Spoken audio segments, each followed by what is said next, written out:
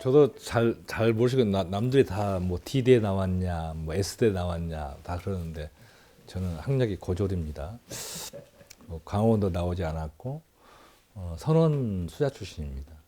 저희들은 이제 화엄사 가풍이 우리 출가할 때도 마찬가지로 화두 들고 정진하는 거 1부 끝나고 1시간 뭐 정진하고 뭐 예를 들면 행자들부터 포함해서 그런 가풍입니다. 화엄사가 지산이 크잖아요.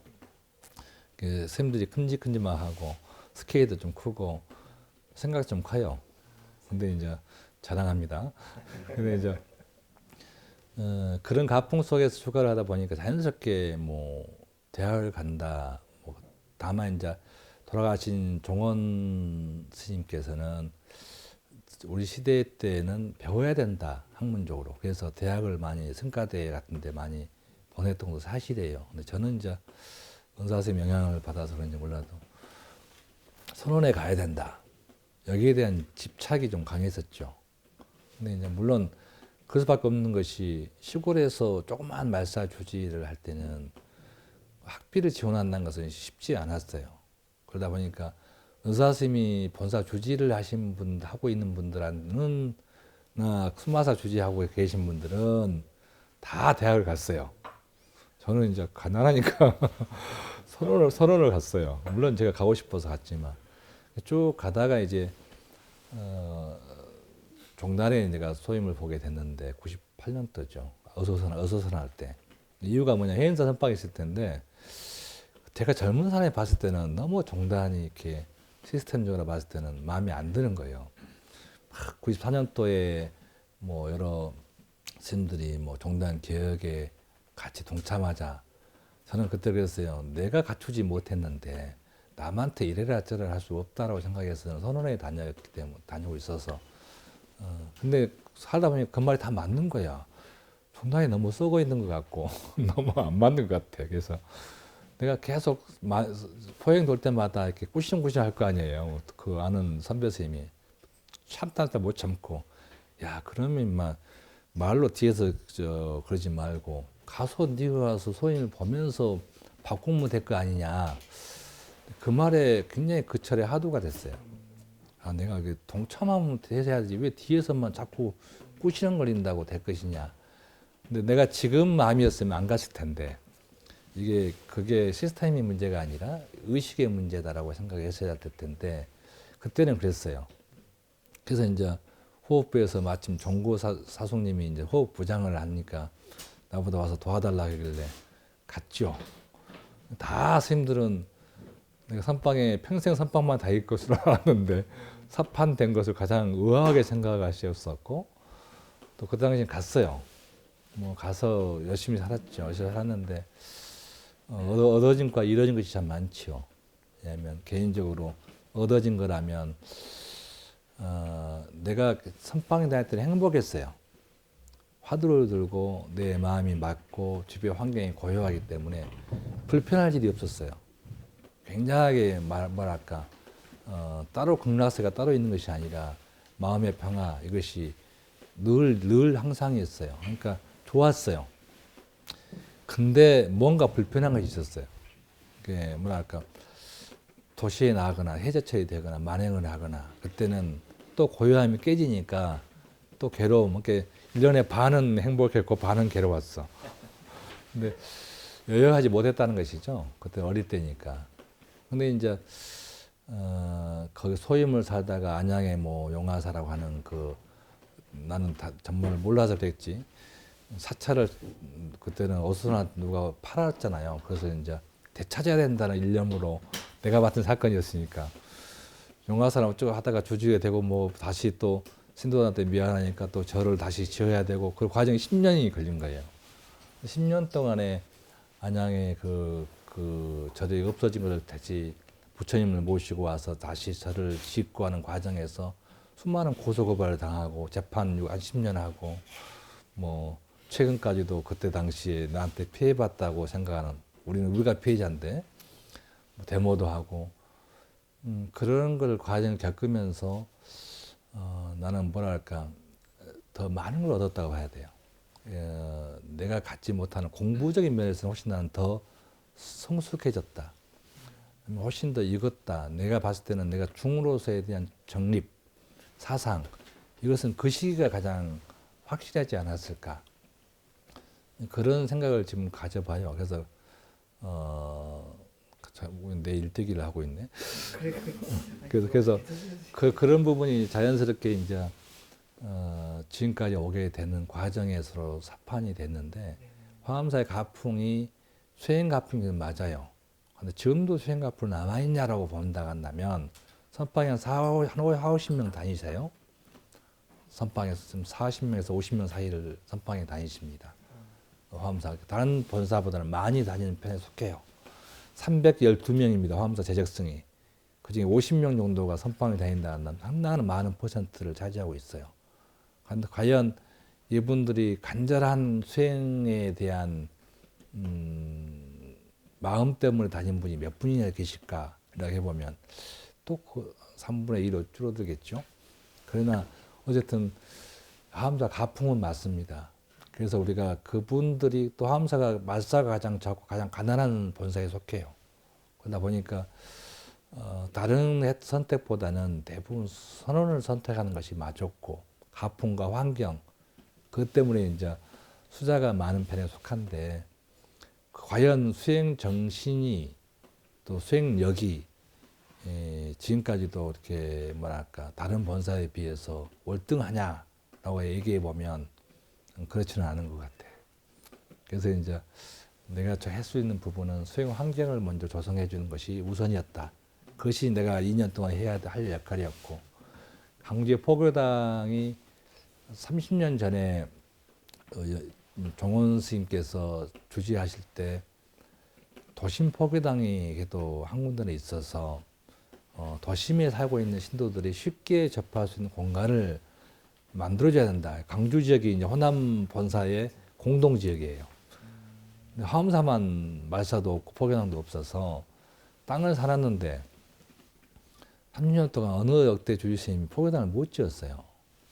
나는 그게 참 아쉽고 안타깝긴 해요. 그래서 이제 다시 그 도로 그 동교부에 살아오는 것은 가운데 도로가 났기 때문에 쓸모없는 땅이 됐어요. 그걸 정리를 하고 이제 다른 하남 삼지구라는 신도시 지역에다가 포교당을 이제 착공을 했습니다. 예, 그래서 해서 거기에 이제 한 700평 정도로 그 건축물 지하 2층 지상 4층으로 짓습니다. 그래서 도심 포교당 거기는 이제 도심 포교당에 지금 굉장히 어려울 수도 있어요. 그 운영적인 면과 여러 가지 어려울 수도 있는데 본사 직영 체제로 당분간 가고 그다음에 거기는 많은 신도 단체 강주에서 방황하고 있어요. 어디 보면은 안정되지 혈관 하나 없으니까 전라남도에는 그래서 이제 그런 분들의 놀이터 공간처럼 아니면 우리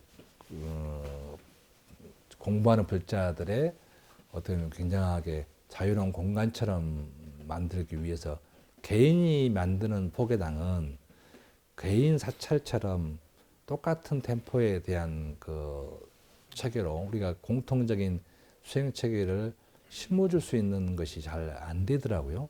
그 스님의 역량으로 좌우돼 버려요. 그래서 이제 지금 현재 제가 계속 연구하고 있는 그 법륜회 또 정토회 법륜 스님의 정토회 같은 경우도 거기는 왜 우리가 중요하게 생각하냐면 실천력 때문에 그래요. 왜냐하면 대중의 눈높이에서 대중과 같이 더불어서 어제도 지금 자재 공덕회하고 법고선사를 방문하고 견학하고 시스템을 우리가 보고 왔는데 일부러 그쪽으로 호남 본사 주지스님들이 가자고 했던 부분도 젊은 교장들이기 때문에 이제는 충분하게 벤치마킹 할 거는 해야 된다. 또 거기에 대한 좋은 시스템들 또 결국은 좋은 생각과 맑은 마음과 또 불구 정토를 어떻게 완성하는 것에 대한 부분은 단순히 우리가 아무리 폼 잡고 있다고 되는 건 아니잖아요. 또 수행체가 아무리 뛰어나는 선을 갖고 있다 해서 우리나라 선종이라고 하는 조계종이 과연 모든 불자들이 조계종 불자들이 몇 %가 선을 하고 있는가를 계산해 보면 1%가 넘지 않아요. 그러면 문제 있는 거잖아요. 결과론적으로는. 그러나 실천력과 수행력과 실천력과 그 다음에 부처님 공부법과 세 개가 일치될 수 있다고 한다면 우리는 받아들여야 된다고 봐야 되고 그것이 가장 맞다고 정답이라고 봐요. 지금 시대의 21세기에서는 정답이라고 볼 수 있는 것이고 또 물론 거기서 좀 더 보완하거나 아니면 좀 더 우리하고 이 전통 사찰과 맞지 않는 부분이 분명히 존재하죠. 그런 부분을 우리가 그러나 그런 부분을 나의 한 방향과 제시적인 부분 거기다가 조금 더 수행력적인 부분에서 같이 가미된다고 한다면 도움이 되지 않겠는가 그런 공간으로 한번 만들어 보려고 해요. 그래서 거기까지는 우리가 해와서 또 지역사회 아까 말하는 그 천은사 문제라든가 여러 가지 지역사회 갈등적인 문제가 존재합니다. 그런 부분들을 아까 말하는 매표소 이런 부분이 아무것도 아닌 것 같지만 굉장히 지역사회에 대한 문제 또 매표 관람료 때문에 받고 있기 때문에 구례에 관광인구가 줄었다고 생각을 해요. 관광 인프라 구축을 할 생각을 하지 않았고 또 관광의 다변화적인 사회적인 현상이라고 생각하지 않습니다. 지역 사람들은. 여기서 만약에 화엄사에서 트레킹하고 등산 갔다가 관람을 하고 온천을 가려면 산동까지 가야 돼. 그러면은 자가용 있는 사람 빼놓고는 갈 수가 없잖아요. 그러면 화엄사, 천은사, 산동 온천, 또 사상암, 용곡사, 채판산 때 우리나라 구례가 갖고 있는 문화 이제 요소를 도시는 셔틀버스 하나 없다 이 말이에요. 그런 가장 기본적인 것도 구축 안 한 상태에서 이 화엄사 매표 관람료 때문이라고 국민들은 생각을 해요. 그걸 어떻게 이제 강연과 그다음에 또는 또 여러 가지 이제 지도자급을 대해서 또 틈나는 대로에 대한 설득 또 그 방향성 제시 또 천은사같이처럼 구례를 명예를 목취하고 있다라고 오해하고 있는 부분에 대해서 해결 그런 부분으로 이제 국민과 같이 하는 또 열 몇 개의 단체가 있는데 다 농민회뿐만 아니라 그 기아단체 노조뿐만 아니라 각종 우리 저 국립공원을 살아가는 국시모, 목사모 뭐 또는 그뿐만 아니라 여러 단체들 씨름 단체까지 포함해서 또 다문화 여러 장애우 다 포함해서 전체 같이 갑니다.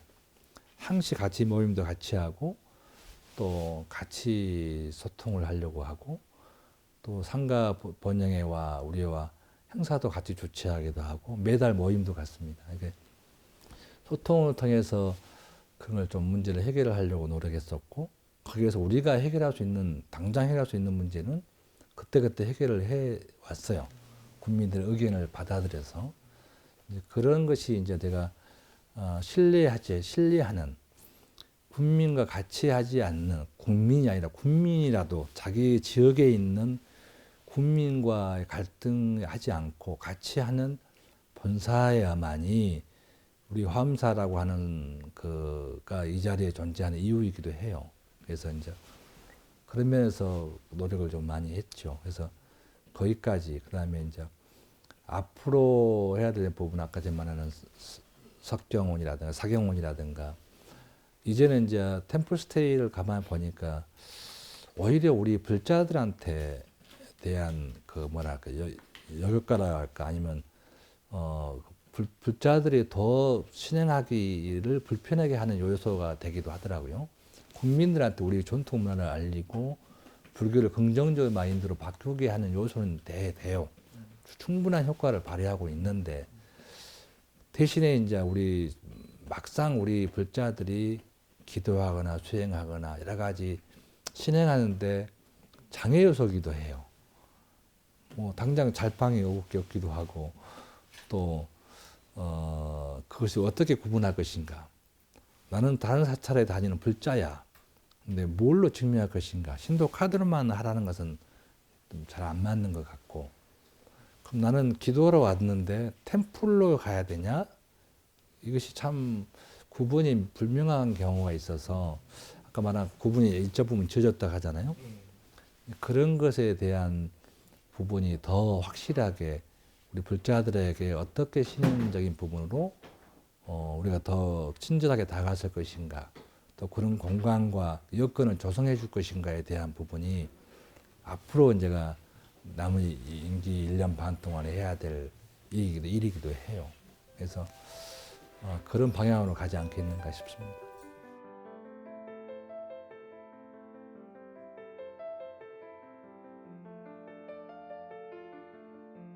실행적인 통일성이 부족하다. 선이면 선에 대한 뚜렷하게 대한 제한, 또 국민들에게 또는 불자들에게 아까 선종인데도 불구하고 1%도 안 되는 불자들이 선을 하고 있는데 왜 선을 하면 안 하고 있는 것일까? 선종이냐? 말할 수 없어요.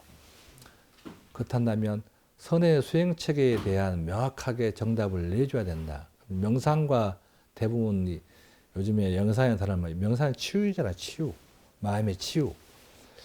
마음의 치유는 상처를 입었을 때를 봉합하고 정상으로 돌아오는 것이에요. 근데 우리는 선이라고 하는 부분은 마음의 행복을 넓혀주는 거예요. 예를 들면 차이점이라고 한다면 치유로 끝나는 것이 아니라 좀 더 행복 지수로 나아가게 하는 것이다 이 말이에요.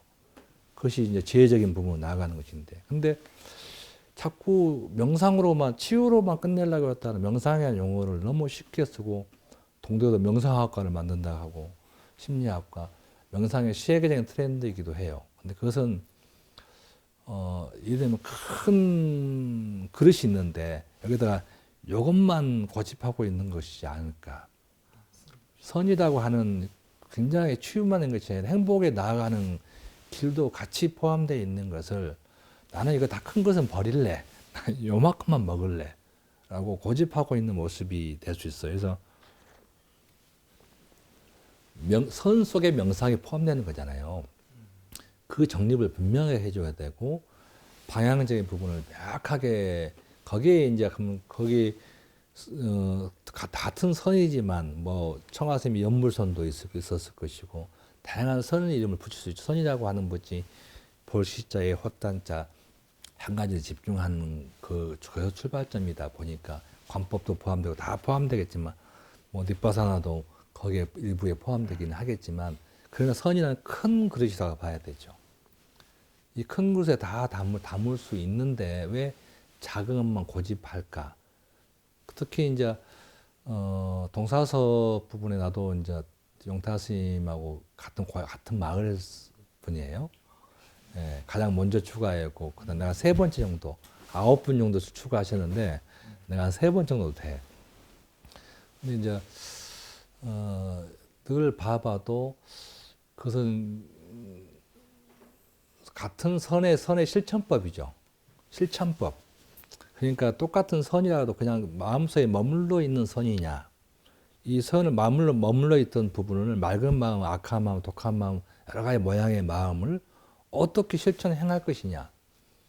그러니까 선을 중심으로 하지 않다 하더라도 불교의 가장 근본적인 자비정신을 실천을 행을 분명하게 뚜렷하게 할 수 있는 것이 아까 제가 말하는 법륜 스님의 거기잖아요. 그래서 거기에 그분이 하고 있는 부분이 왜 요즘 시대에 각광받을 수밖에 없고 마음에 와닿냐라고 한다면 분명하게 제시를 했으면 답까지 또는 발로 뛰고 있는 움직이는 모습까지도 분명하게 제시할 수 있어야 된다고 봐야 돼요.